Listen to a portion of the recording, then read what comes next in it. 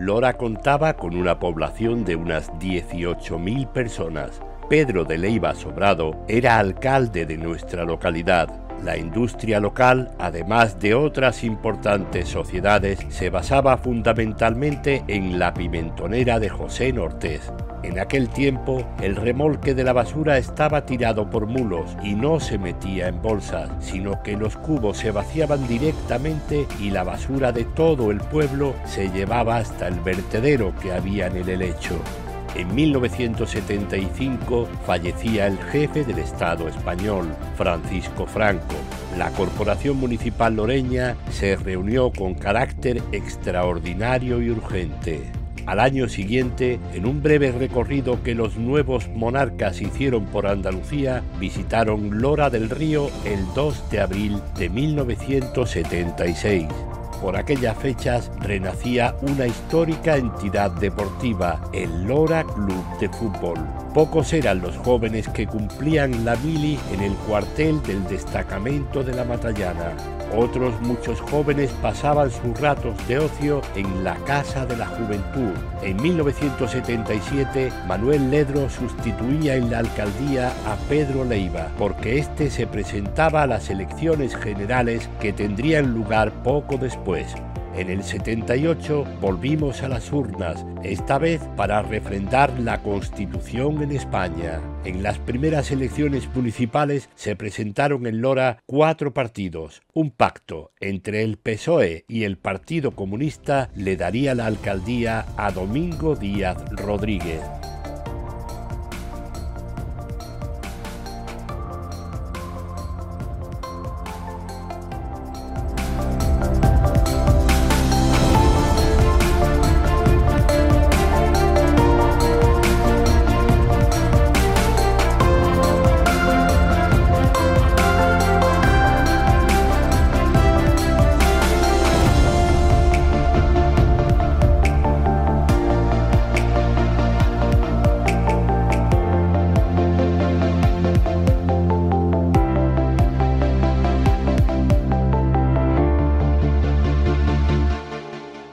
En Lora, los problemas de siempre permanecían sin arreglo y ya se debatían como principales propuestas para pedir la autonomía de Andalucía.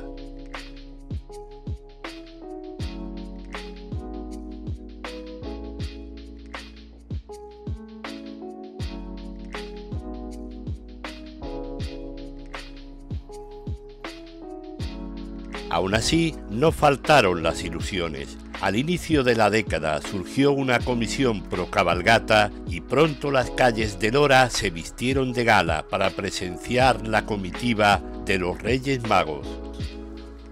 La cabalgata salió del colegio de las hermanas mercedarias de aquí de Lora del Río. Entonces yo era miembro del APA. Entonces allí se sacaba la semana de la educación. Entonces cada uno aportaba su idea y entonces dije yo, bueno, y aquí tantas cosas que hacemos en Lora y hace ya 20 años que no hay cabalgata, ¿por qué no llegamos aquí a hacer una cabalgata? Además, Lora es un pueblo que toca las palmas y baila todo el mundo. Total, que me se ocurrió a mí lo de la cabalgata. Avisamos a todos los centros, al instituto, al casino, al ayuntamiento, que también aportó económicamente, y claro, pues eso eran muchos gastos para las bandas y para las carrozas y todo eso. Y me se ocurrió a mí de hacer una rifa de rifar un televisor. Yo entonces tenía aquí la distribución de Tonso y pues me se ocurrió a mí de hacer la rifa. Hicimos la rifa, que yo aportó unos beneficios y se le dio a cada centro por aquella fecha 30.000 pesetas. Entonces se realizaron las carrozas. Entonces en los centros había labradores que aportaron los tractores, hasta el tractorista y el gasoil. Entonces los talleres nos dieron los faros, las baterías, los alternadores, y esta llegó a superar hasta todas las cabalgatas de aquí, de una de las mejores de Andalucía. Si esto algún día se acaba, que no se va a acabar, yo estoy aquí dispuesto a seguir que esto siga para que esto no se acabe. En la sociedad loreña, no pocas familias tenían dificultades para que sus hijos recibiesen regalos dignos de los Reyes Magos. Sensibilizados con esa realidad, el equipo humano de Radio Lora, apoyado por toda la población, se convirtió en los Reyes Magos para recoger juguetes que luego entregarían a los niños de las familias más necesitadas.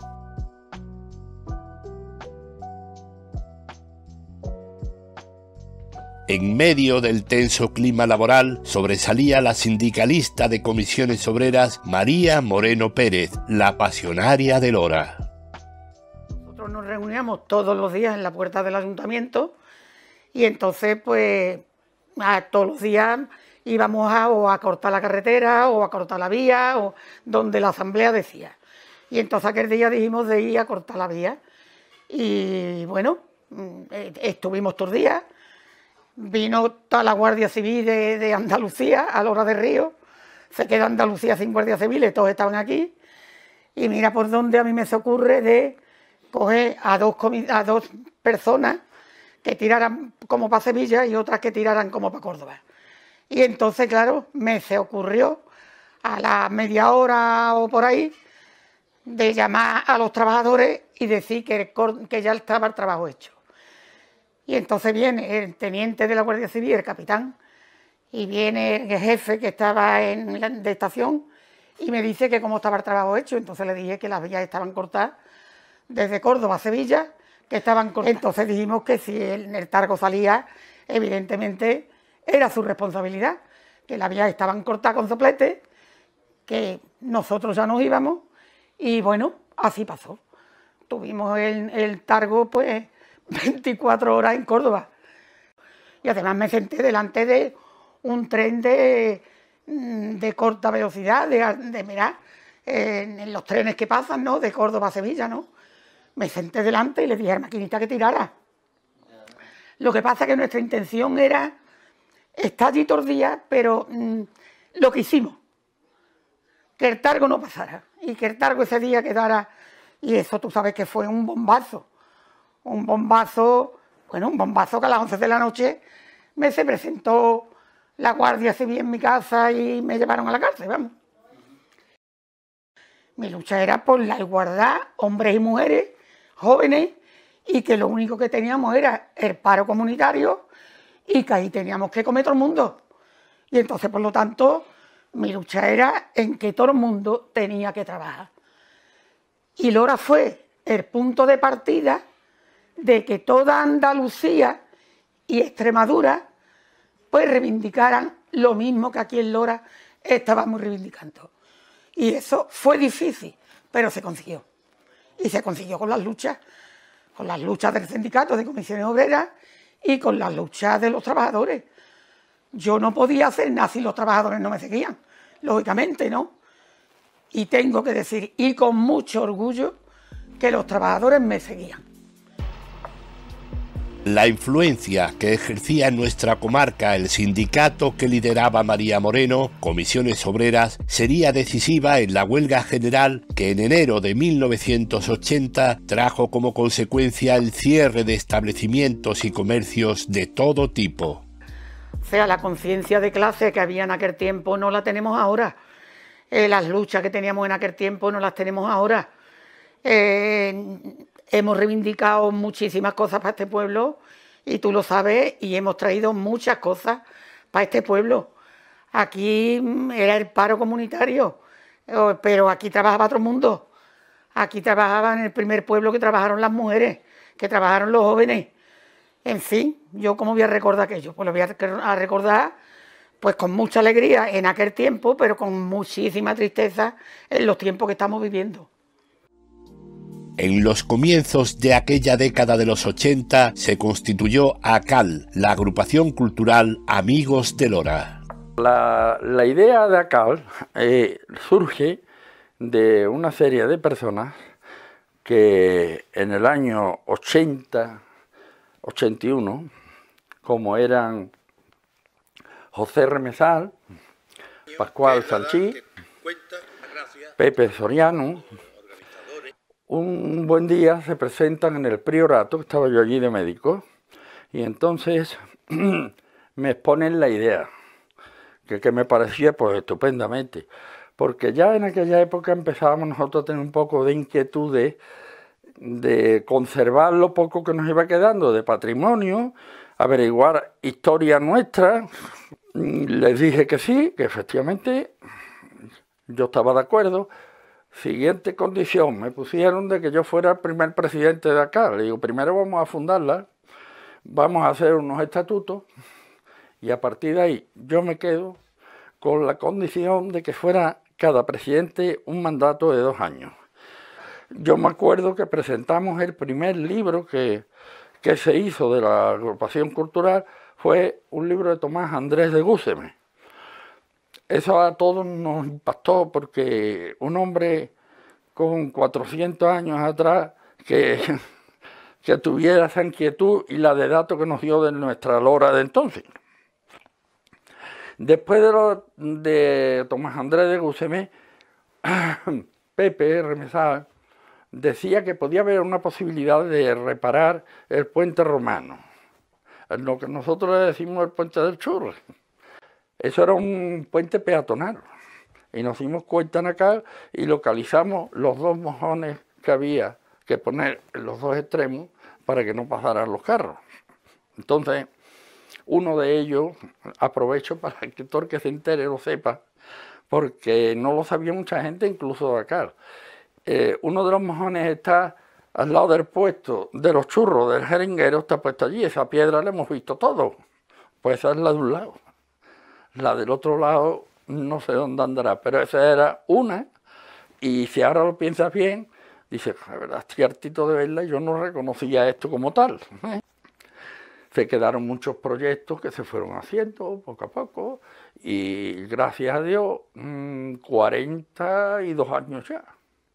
Porque fue por esta fecha, era invierno, fue por esta fecha, en que ya son 42 años, eso está ahí, una gran alegría que tenemos una sede, impensable para nosotros, que tuviéramos una sede. La revista de estudios locales, no sé en manos de quién está ahora, pero que sigan con esa revista, que sigan con ella. Nosotros en un principio la tuvimos nosotros. No sé quién está armando de eso, pero quisiera aprovechar para decir que es un gran valor que tenemos en Lora. El Día de Andalucía de 1982 se inauguraba el Pabellón Polideportivo Municipal Cubierto, que vendría a dar un impulso a la práctica deportiva en nuestra localidad más allá del fútbol.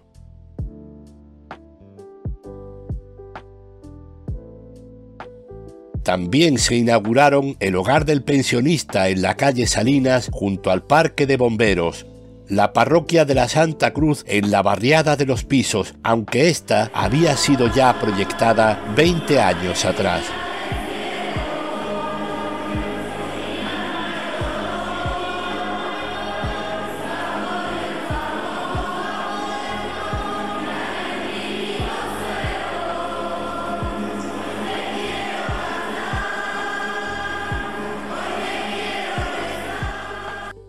También se inauguraría el nuevo paso inferior de las vías del tren en el Llano de Jesús, cerrando al tráfico el antiguo, que quedaría como acceso peatonal.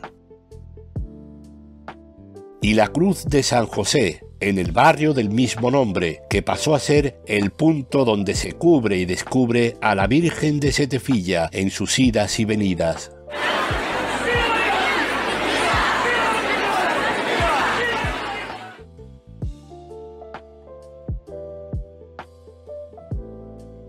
Fue mucho lo que se logró en tan solo 4 años de mandato con el Plan de Actuación Conjunta. primó por encima de los intereses partidistas el interés colectivo de lo que Lora necesitaba, plasmado en ese programa mínimo de actuación común, apoyada por los tres grupos. Y así se hicieron y solucionamos el problema de los cuellos de botella que teníamos en Lora del Río. Es decir, se hicieron los dos puentes, el del Puente de Jesús y el puente sobre el río Guadalquivir. Se hicieron 200 viviendas, las primeras fases de las viñas, y se dejaron proyectar las 100 siguientes. Se hicieron muchísimas obras de electrificación, alcantarillado, etcétera, de infraestructura en general, sobre todo en las barriadas periféricas. Se inició la modificación del Plan General de Ordenación Urbana.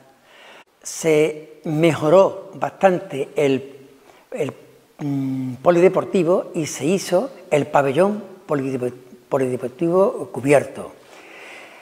Teníamos un vertedero de basura, el vertedero de basura en el barrio de San José, que aquello representaba un problema higiénico de primer orden, y se trasladó a la Matallana. Se hizo un pequeño centro comarcal de la salud, donde funcionaban 4 consultas a tope, con el apoyo del Ayuntamiento de Barcolea, de Pueblo de los Infantes, de La Campana y de Peñaflor.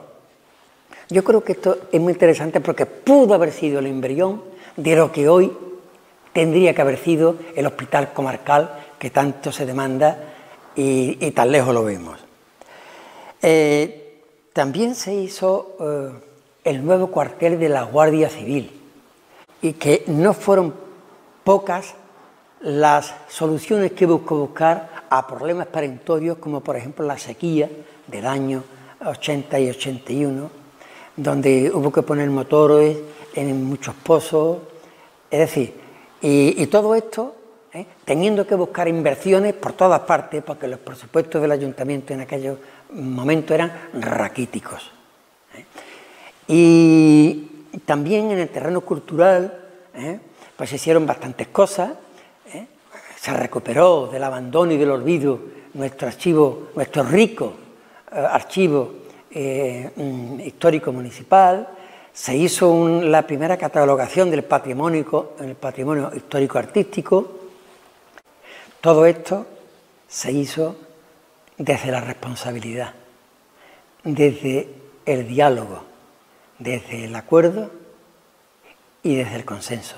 Si no, no hubiera sido posible el éxito y la productividad que tuvo esta primera corporación municipal de 1979 a 1983. La histórica victoria a nivel nacional del PSOE de Felipe González favorecería que este partido, encabezado por Salvador Caro Muñoz, se perfilase como favorito para las siguientes elecciones en Lora. Yo, lógicamente, al igual que todas las personas que presentan candidatura en Lora del Río, que a mí toda la persona que se presenta por el simple hecho de que se presente por un determinado partido político, a mí personalmente eso... tengo todo el respeto del mundo, porque esa persona o esas personas que van en esos partidos determinados me parece que nos unen la misma intención de hacer las cosas bien, de tratar los problemas como vengan. Y yo lo único que os puedo pedir de que en el Ayuntamiento de Lora, si ustedes nos dan su voto, tienen la confianza de depositarlo, tendréis un amigo, como lo he demostrado en este pueblo en bastantes años, conociendo vuestros problemas y viviendo constantemente con ustedes. Y simplemente deciros que cuento con vosotros y si a mí me toca la China, aquí estoy para atenderos en lo que haga falta. Muchas gracias. Hasta entonces unían muy buenas relaciones a PSOE y a Partido Comunista y a sus candidatos por Lora del Río. Nosotros, en nuestra estrategia de llegar al socialismo, la parte fundamental de la estrategia es de colaboración democrática con todas las fuerzas que están dispuestas a conseguirlo. Y por supuesto el Partido Socialista Obrero Español es en España la fuerza principal para eso. Entonces nosotros, por supuesto, públicamente iremos al pacto, y en concreto en Lora del Río, el pacto lo pediremos incluso en el supuesto caso de que nosotros seamos vencedores con mayoría absoluta. Por otra parte, tengo que decir que la labor de Domingo, yo como persona siempre he estado al lado de él, lo considero una gran persona, nos hemos ayudado mutuamente, he colaborado con el Partido Comunista en todas las mociones, en todas las cosas que ha llevado a cabo, y sigo siendo un simpatizante número uno de Domingo, apreciándolo como persona y como político. El PSOE se postulaba como favorito para ganar las elecciones, pero su mayor rival era su hasta entonces socio de gobierno, el Partido Comunista que lideraba el alcalde, Domingo Díaz. El representante de Lora en Diputación Provincial, Manuel Ledro León, no figuraría en la lista de Alianza Popular que presentaba como candidato a José Antonio Maqueda Aranda. Como número 2 se presentaba Francisco López Cárceles y número 3, quien fuera director del Colegio Miguel de Cervantes, Manuel Fernández Calvo. Pues los resultados bastante optimistas. Sin embargo, la coalición popular obtendría solo 4 de los 17 concejales, 6 el Partido Comunista y 7 el PSOE, por lo que el conocido comerciante loreño Salvador Caro Muñoz se convertiría en alcalde de Lora del Río. Simplemente que nosotros, pues al igual que los compañeros que esta noche me acompañan aquí, pues tenemos un orgullo muy grande, porque de pasar de 4 concejales que disponíamos en el año 79, haber pasado a 7 hasta ahora, pues lógicamente nos une un gran compañerismo, como lo puedes ver aquí, y en todo momento pues estaremos en función de servir a Lora, que para eso hemos entrado. Vale, pues muchas gracias.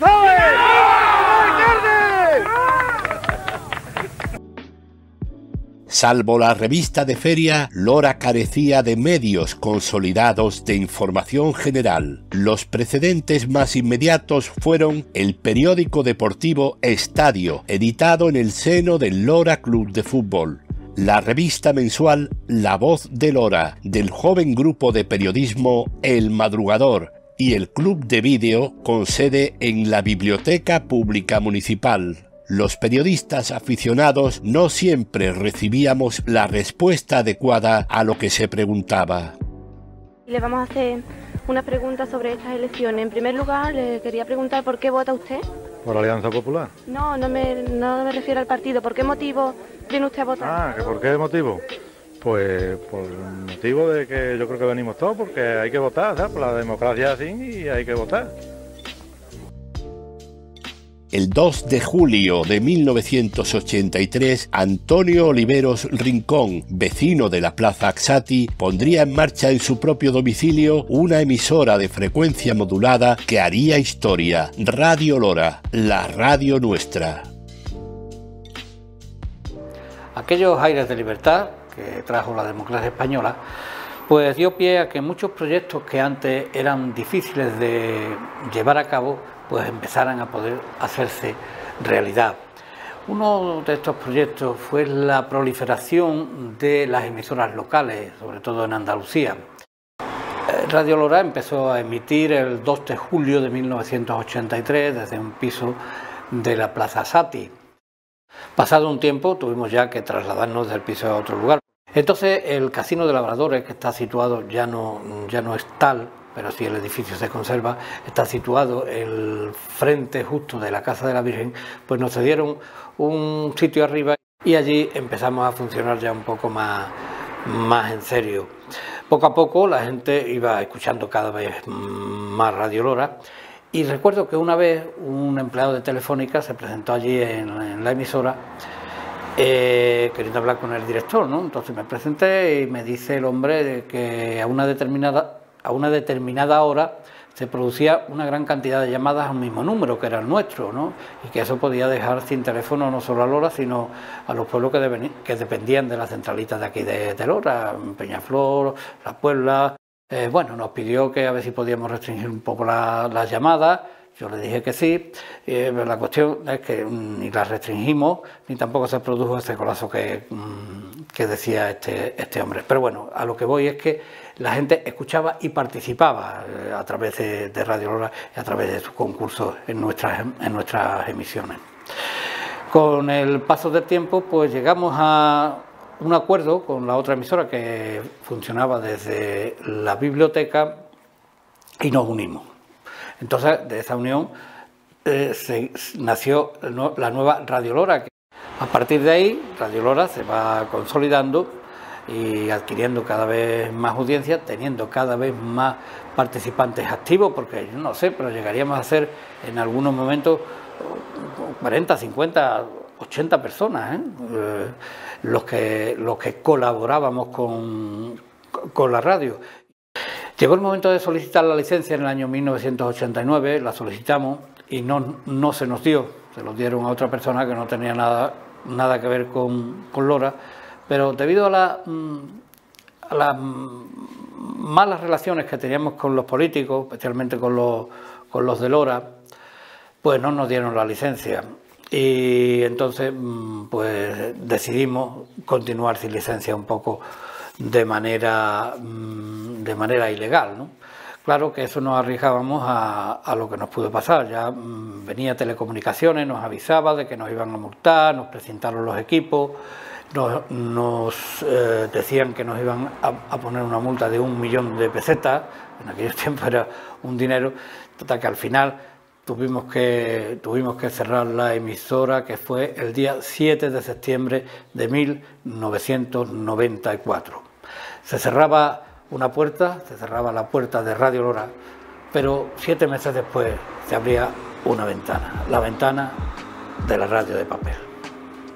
Radio Lora, a través de sus servicios informativos, contaba cada día todo lo que iba sucediendo en torno a los actos y movilizaciones que estaban realizando los trabajadores del campo en reivindicación por la puesta en marcha de la polémica ley de reforma agraria que vendría a modificar las condiciones del subsidio de desempleo agrícola. Muchos entendían que no era ese el método más acertado para disminuir el alto índice de paro que existía. Por ello, algunos jornaleros decidieron encerrarse en las dependencias del ayuntamiento poco antes de que se celebrasen las elecciones municipales que habrían de llegar en junio de 1987. En los comicios locales, Alianza Popular de Manuel Ledro obtendría 5 concejales, Izquierda Unida de Domingo Díaz otros 5 y el Partido Socialista de Salvador Caro ganaría con 7 puestos en el plenario loreño. El 8 de septiembre de 1987 se produjo en Lora un importante acontecimiento para la comunidad cristiana en particular y para los loreños en general.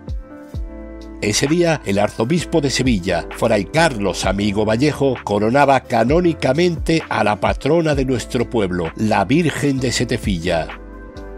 Los primeros pasos para este proceso se remontan a 1946, siendo hermano mayor José Montoto. En 1971, el primer teniente de alcalde, José Gallego, presenta una moción en el ayuntamiento para solicitar a la hermandad que iniciara las gestiones para la coronación canónica. Pero no sería hasta 1985 cuando José Antonio Heras, hermano mayor en aquel momento, comunica al director espiritual de la hermandad, Francisco Silva, el deseo de que la Virgen fuese coronada. Otra de las personas destacadas en este proceso fue el sacerdote e historiador local Juan Manuel Lozano Nieto.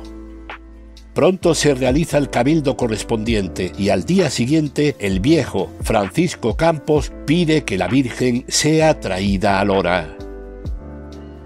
Se va siguiendo el protocolo acostumbrado, se organizan los rosarios de hombres y mujeres y Jesús Nazareno es trasladado desde su ermita en el llano hasta la iglesia prioral.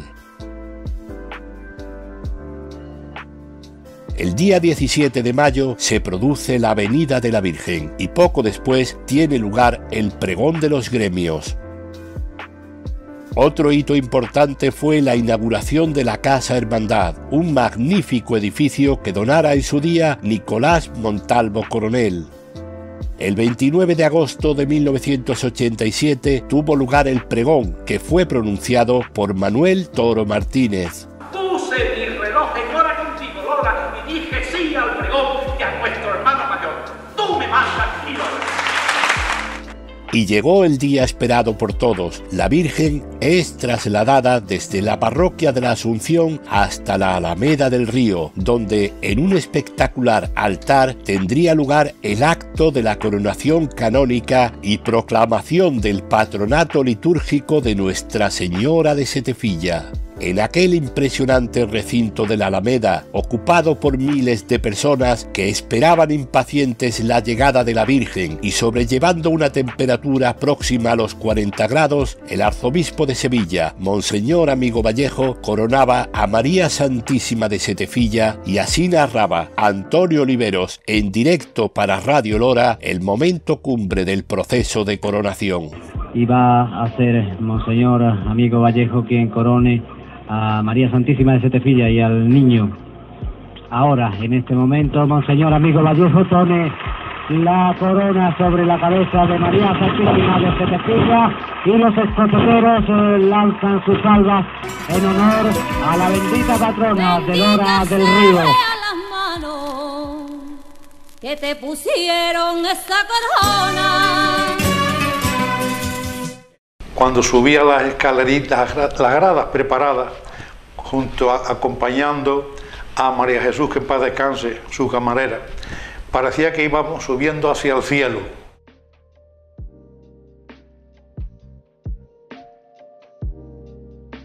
Otro importante cambio en la apariencia de nuestro pueblo se produciría sobre el río Guadalquivir. Un nuevo puente, más ancho y de mejor firme, vendría a sustituir para el tráfico rodado al viejo puente de hierro, que tantas historias ha oído cantar y contar y que en 1957 protagonizaría la película Al otro lado del puente. Puente internacional, entrada a México.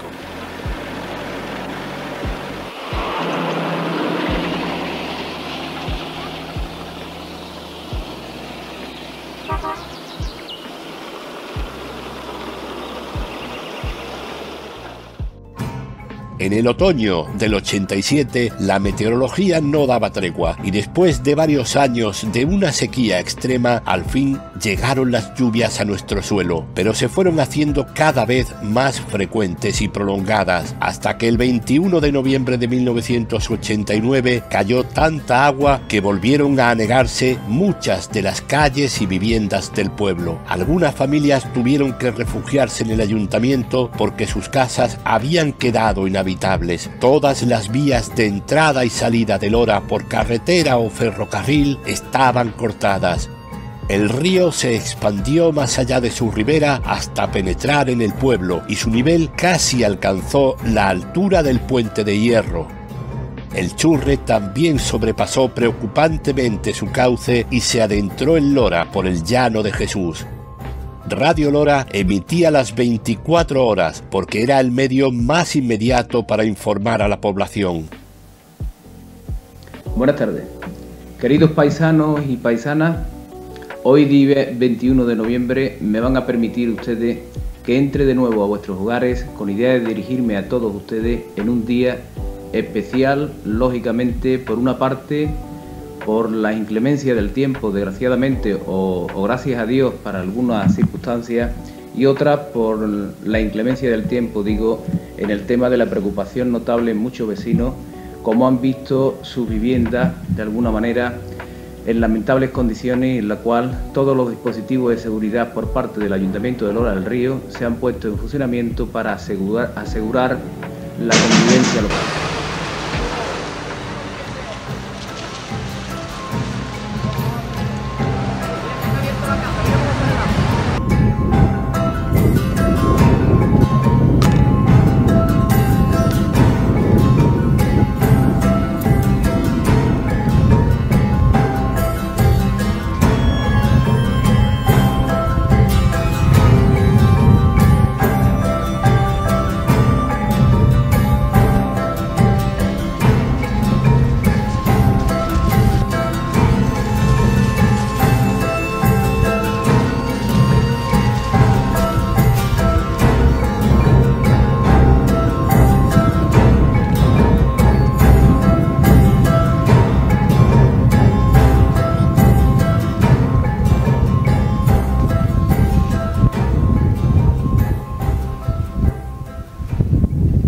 Pero no solo la lluvia preocupaba a los loreños. Dentro del ayuntamiento, en la corporación municipal, la tensión era máxima. La oposición, Izquierda Unida y Alianza Popular, y 2 concejales del PSOE presentaron una moción de censura contra el alcalde, Salvador Caro. La moción no llegó a consumarse porque Caro presentó su dimisión.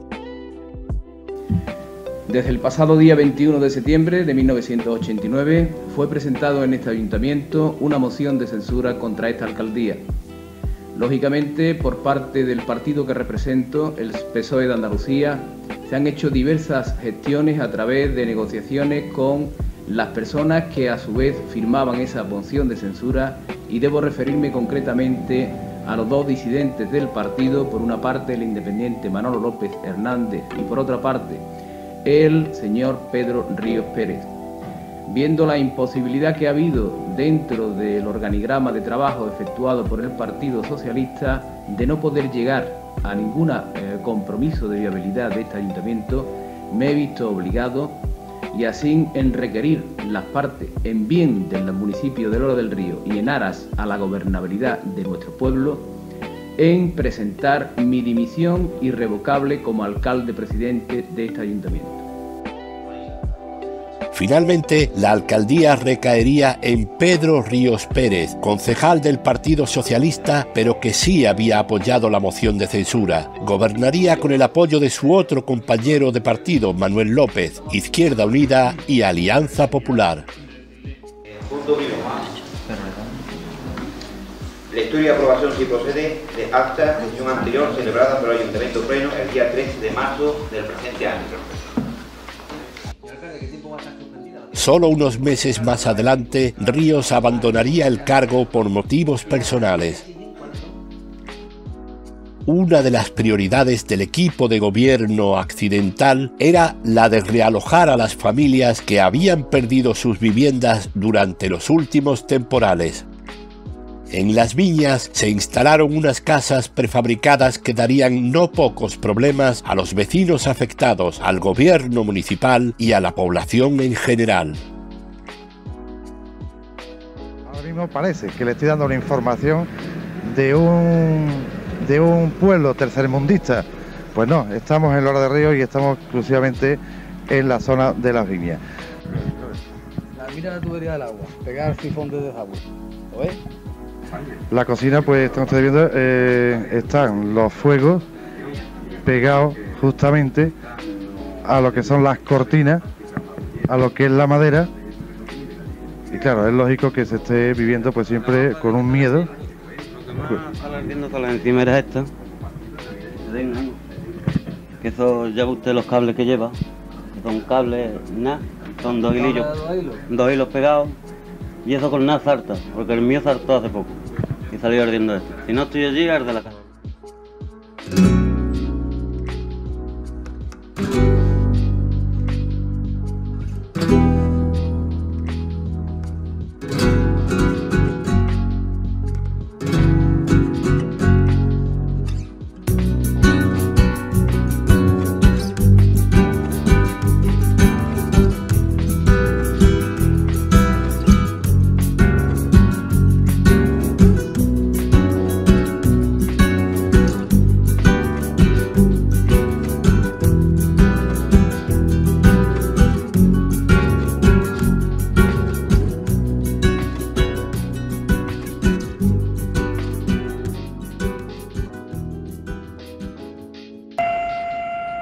Antes de acabar los 80, los políticos discutirían sobre los gastos contraídos por el gobierno socialista por la celebración del 130 aniversario de la línea férrea Córdoba-Sevilla a su paso por Lora, un acto conmemorativo que se había celebrado en 1986 y que atrajo la atención de muchísima gente.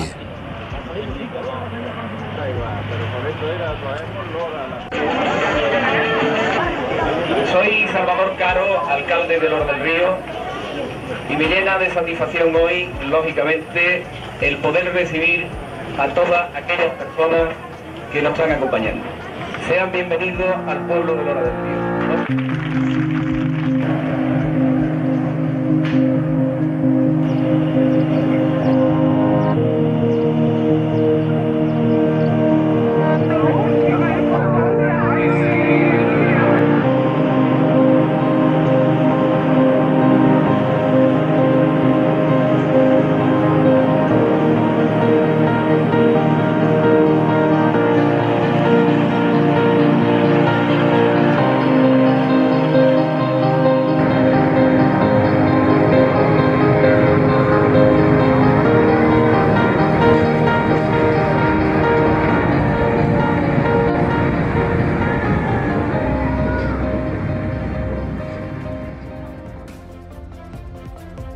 Esta década no pasó desapercibida para Lora del Río.